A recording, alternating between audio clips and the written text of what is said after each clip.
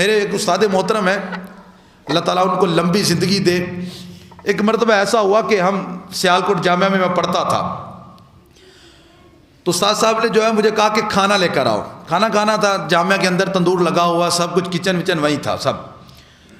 تو استاد صاحب نے کہا کھانا لے کر آؤ. میں کھانا لے کر آیا تو وہ روٹی ٹھنڈی تھی، تو تندور ابھی چل رہا تھا. استاد صاحب نے کہا کہ تازی روٹی لے کر آؤ.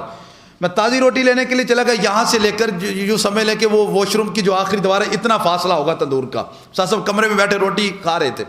کہا کہ تازی روٹی لے کر آؤ. تازی روٹی لے کر آیا تو استاد صاحب نے کہا کہ پانی لے کر آؤ. پانی لے کر آیا تو کہا نہیں، نیچے سے جا کے ٹھنڈا پانی لے کر آؤ. سیڑھیاں اتر کے نیچے گیا، پانی لے کر آیا، سالن ختم ہو گیا. استاد صاحب نے کہا سالن لے کر آؤ.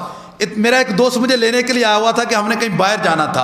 استاد صاحب نے کہا سالن لے کر آؤ. سالن لے کر آیا تو دوسرے استاد صاحب آ گئے کھانا کھانے کے لیے. وہ کھانا کھا رہے تھے، گرم روٹی ختم ہو گئی. کہا روٹی لے کر آؤ.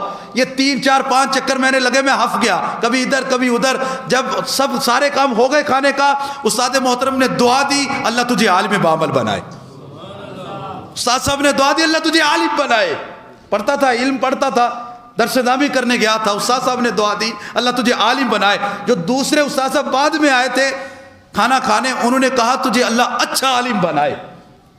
میری زندگی میں ایسے بھی آئے، خدا کی قسم میں جامعہ چھوڑ کے آ چکا تھا، ضد کر گیا تھا گھر میں آ کے کہ میں نے نہیں جانا جامعہ. آج اگر اس مقام پہ بیٹھا ہوں تو یہ میرے استاد کی دعا ہے. اس وقت یقین بن گیا تھا اب کچھ بھی ہو جائے میرے استاد نے مجھے دعا دی ہے. خدا کی قسم جتنے مرضی مصیبتوں کے پہاڑ آ جائے، اب میں پیچھے نہیں رہ سکتا، اللہ مجھے عالم بنا کے چھوڑے گا. یہ دعا لینے کا فائدہ بتا رہا ہوں. کسی کی خدمت کرے، ایسی دعا ملے گی، اللہ وہ دعا کو قبول فرمائے.